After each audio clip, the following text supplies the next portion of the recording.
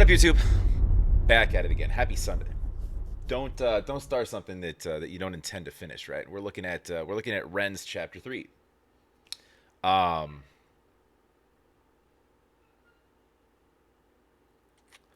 So, anyways, do me a favor. Go support Ren. I've also got 1 and 2 on my channel, obviously sequentially. He's dropping 4 in like 15 minutes. By the time you watch this, if you see it, it'll already have been out. Which I'll get to. Do me a favor, for not new here, run over to Ren's channel. Please go like and subscribe. This is actually from his Ren Makes Stuff channel, not his Ren Makes Music. There is music that's intertwined in his stuff sometimes, but right now we're just checking out Ren's stuff. You know what he should do? He should make a Ren Makes Junk channel. Just so like he could put out a bunch of garbage, but then like people like me could be like, right now we're checking out Ren's junk. Not a good joke? Come on, guys, it's Sunday. Cinco de Mayo. Happy Cinco. Go eat some tacos. Get out of here. Have a margarita.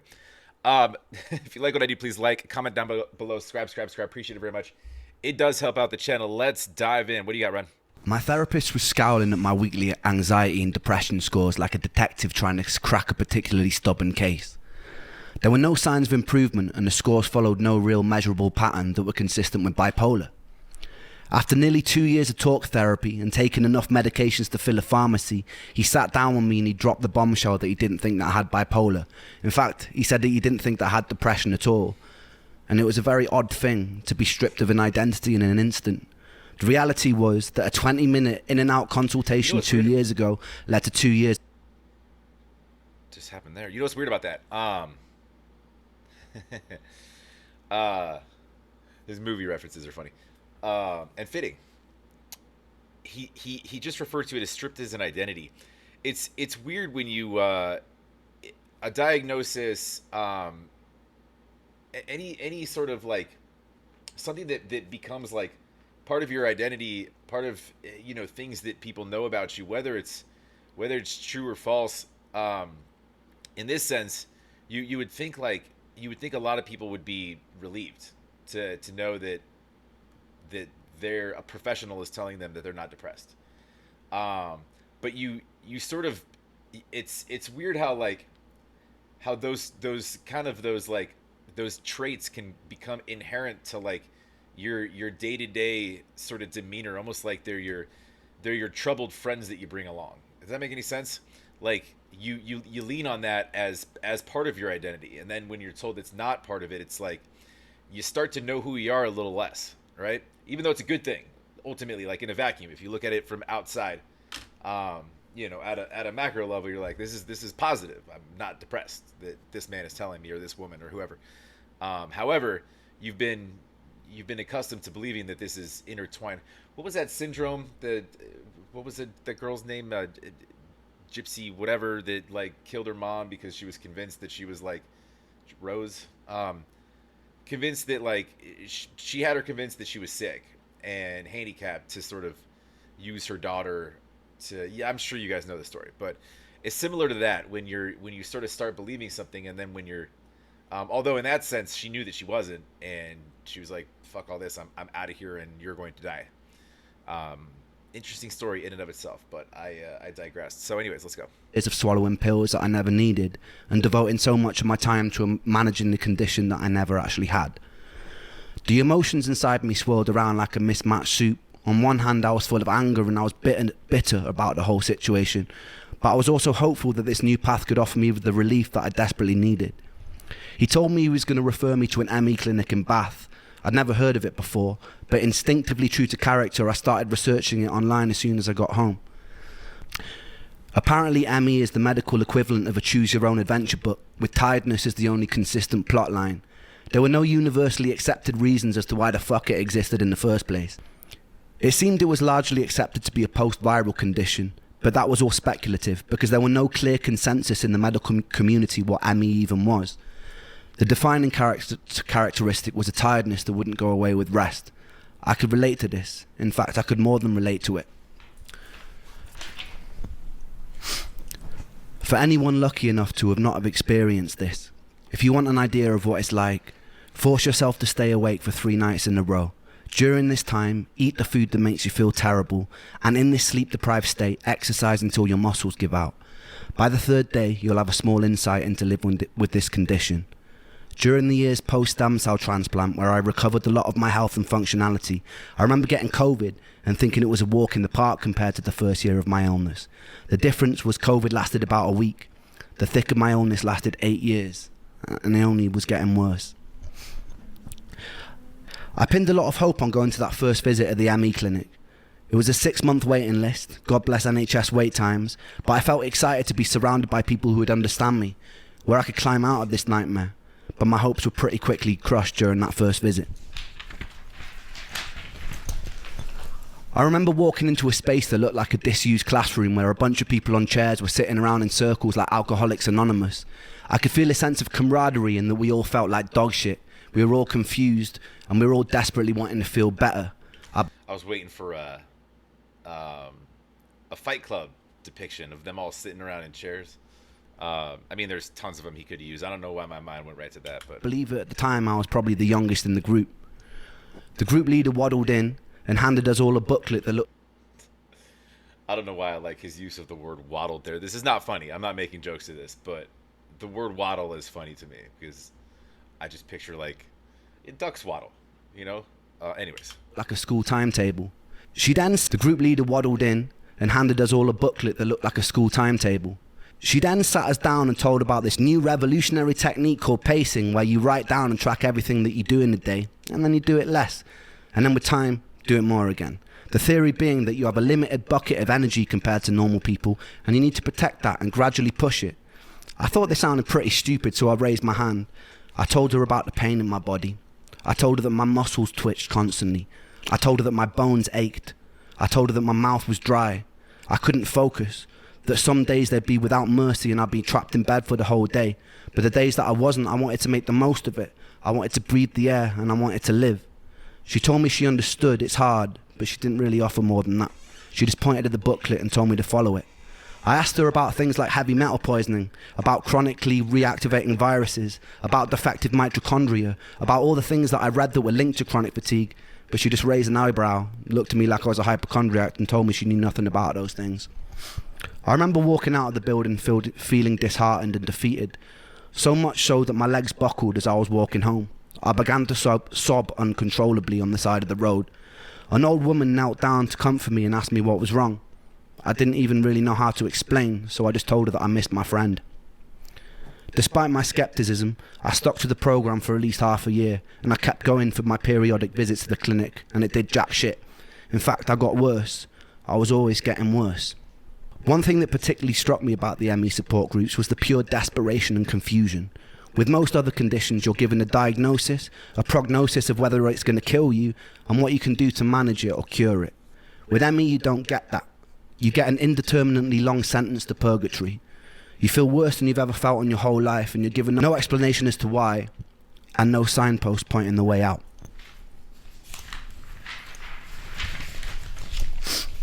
There was no selection bias to the people suffering. Members of the group were anything from esteemed ex-lawyers to single parents to former athletes. One thing I can say, these people were for the most part all extremely driven and collectively mourning their old lives. There's a stigma that because ME's predominant presentation of symptoms is tiredness, that its victims are just being lazy. I can tell you firsthand that me and every single person I've met with genuine ME would rather run 1,000 marathons than have to live another week with the tiredness and the unrelenting fatigue. We were at war with our tiredness, trying desperately to escape it, and some of us would go to extreme lengths to turn ourselves into guinea pigs to try and find ways out. Suicide was pretty common in those online support groups. It was around this time I was swallowed into the music industry. I was out busking on the streets one day and I noticed this sketchy, good-looking Mauritian guy with his arms crossed watching me, really intensely, as though he was studying every lyric coming out of my mouth. He approached me and asked me if the songs I was singing were mine. I said they were. A big smile was painted across his face, and he told me he just finished recording Plan B's latest record, which turned out to be The Defamation of Strickland Banks, one of my favourite albums of all time. He was looking for a new project to sink his teeth into, and he asked me if I'd come to London to record. We got into it. The whole time I felt dreadful, but this was a lifelong dream materialising in front of my eyes, so bit by bit, when I could, I'd get the train to London and start chipping away at my first ever... Bit by bit. Is it chalk outlines? Sorry. Anyways. it. The whole time I felt dreadful, but this was a lifelong dream materializing in front of my eyes. So bit by bit, when I could, I get the train to London and start chipping away at my first ever album. I didn't really let on how I was feeling during this time because I didn't want to sabotage it. There would be times I'd finish up in the vocal booth after doing the take, excuse myself to go to the toilet, throw up from the dizziness I was experiencing, sometimes with specks of blood, and then I'd go back and pretend that nothing had happened. I'd be sitting around with the whole room spinning and would pretend I was fine. There was only so long that I was able to keep this up. Eric told me it'd be a cool idea for me to start going to industry showcases and start building buzz.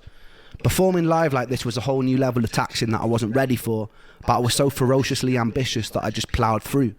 The usual way it would go is I'd be in the back of Charlie's car, the whole world would be spinning, I'd be trying my best to sleep in it all day, parked up outside of whatever venue or pub it was in London, trying to conserve energy for the show. Sometimes I'd cry a little before I performed. My whole body would be burning. Then I'd brush it off and I'd get on stage and I'd perform as best I could. People would come up to me at the end, pat me on the back. I'd smile and pretend to be charismatic. Then I'd get back in the car and I wish I was in bed and have to endure a 3-hour drive back to Bath from London. There was only a few shows where I could keep pretending. I'd usually be trying to disguise the fact that my body was trembling through the fatigue and pain.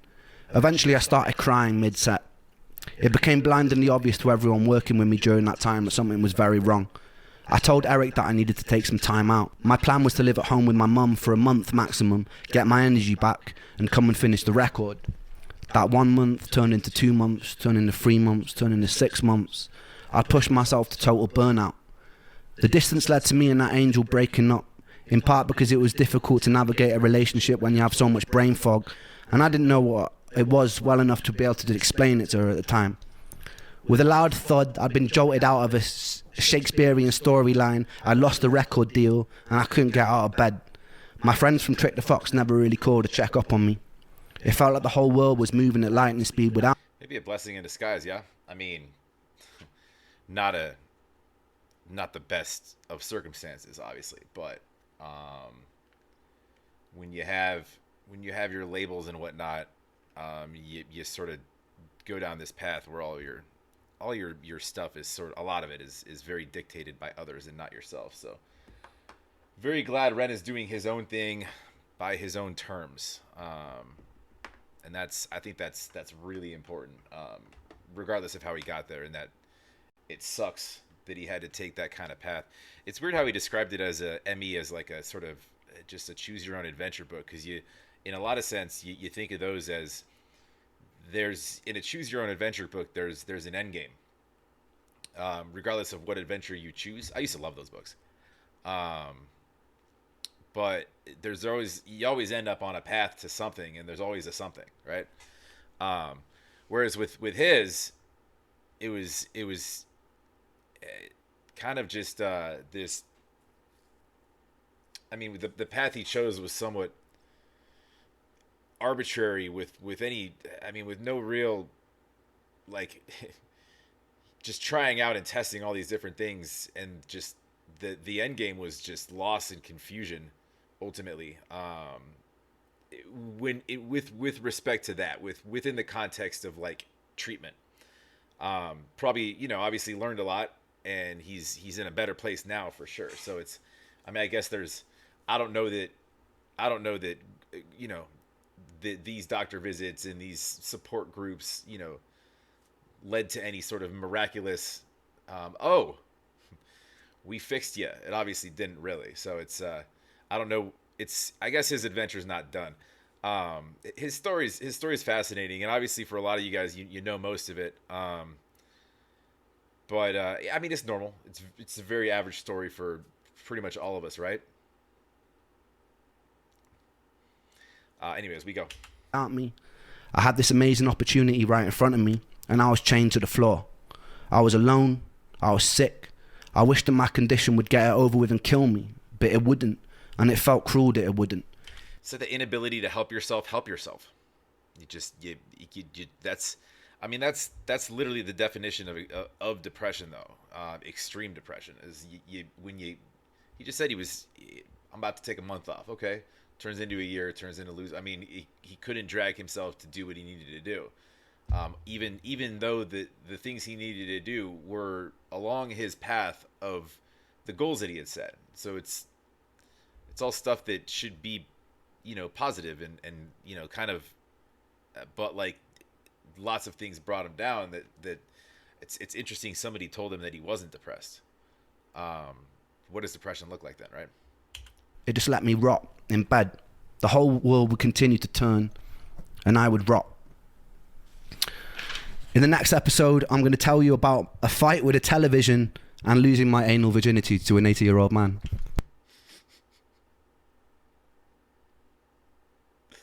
Okay. You guys are watching that right now. Don't spoil it for me. I want to know all about this 80-year-old gentleman. Eye color. Does he have soft skin? Do you use some sort of lubricant? How tall? Stay tuned for that. Still has a sense of humor.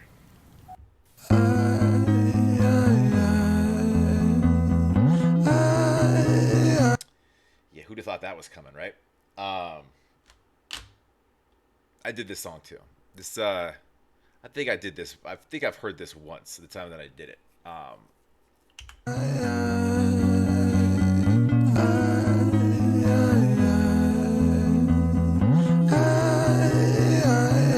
My thought patterns are composed by a time bomb for an author, like pigs to the slaughter. A symphony of self-doubt sings out, breath starts getting shorter, running water. It's the state that I wish to become. Instead, concrete envelops my movement and I'm rendered deaf and dumb, unable to heed the advice of others. Don't tell me things will get better, cause so far things haven't gotten better. I've got the sweater, poster child, bipolar, ADHD, therapist, wet dream. I don't want to talk about my father, I don't want to talk about my dead friend, I don't want to talk about myself. I'm sick of talking about myself. I'm sick of talking about myself and realizing that talking about myself never ever helps. Still, I call for help, cause I really want help. But the pills didn't seem to help, and the therapist didn't seem to help. It's interesting. If you guys want to see my reaction to this song, you could just look it up and just type in depression on my channel. Pretty sure there's only one song I've done like that. But this song's upbeat. It's got nice keys layer in the background. The melody's kind of optimistic, right? Right? But the topic's so dark. Still, I want help. I've danced with the devil in hell. I've sat in a prisonless cell, and here I always dwell, in this prison in myself. I do this thing where my mind travels back to the golden age. You know those times where you were carefree and everything was golden? The golden age. You know those times where everything was golden, where you were carefree and everything was golden? The hardest thing I ever had to do was come to terms with the fact that that time never really existed. I've always felt so fucking detached and broken, bruised and mismatched. Find it hard to relax, living under the cracks. Tried to fill in the gaps, lying here on my back. Still, I can't find it. Sense of peace in my mind declined it. Pulse increase and my sweat combines with a feeling so deep I fall inside it. Depression, I hate you, depression. Your constant oppression, respond with aggression. They say depression brings you lessons. Constant stressing conceals blessings. You will grow in broken settings. Fuck those lessons, fuck depression. I've been living in your shadow for so long that I forgot how I can shine. How I can find a refuge in my mind. How am I meant to sit here and unwind? The planets align. I feel like I'm cursed. Feel like I'm cursed to just be here to hurt. Feel like I'm cursed to just be here to bleed with my demons. Been feeling this way since birth. Depression, I hate you. Depression, I hate you. Depression, I hate you. Depression, I hate you. Depression, I hate you. Depression, I hate you. Depression, I hate you. Yeah, I forgot about the beat change and the melody change halfway through.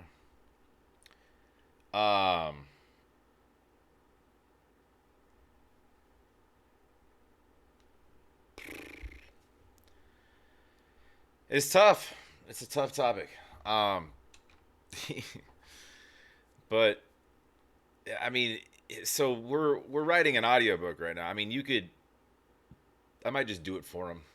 Just literally take all of his chapters and compile it, stitch it together, and just run a hour and a half to 2 hour movie for him. Wouldn't take that long in editing time. He'll do it himself, I'm sure, or somebody will.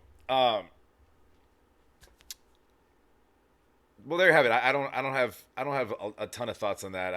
I tend to just pause when I have thoughts. It's more so just sort of, yeah. I mean, we for the most part know his story. He's shining lights on things we may not know, specific moments that are part of a story that he's telling that he may not have told through his music, or just little things of um, like, or reminding us of, I mean, little things like just if somebody stops him on the street, or the look the record producer gave him. And I mean, just little tidbits you get kind of here and there that you may have forgot or may not know.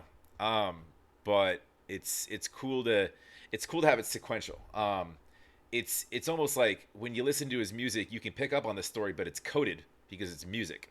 So you have to kind of decipher, right? You have to understand what he's saying. You have to have some context to his story. So you kind of have to start at square one, and then just run everything through and learn, and then do it again. So he's making it a little easier to learn about him by doing this sort of peering inside the glass autobiography, if you will, in audio and song format. It's very cool. And kudos to him again for being this vulnerable. No one really likes to talk about the worst times of their life. That takes down every wall and shield and any defense that you may have. And that's what makes Ren, and that's why we love him. So go support Ren. Please go like and subscribe if you like what I do. Like, comment down below, subscribe. Hope you guys enjoyed chapter 4. This is chapter 3. We'll talk to you on the next.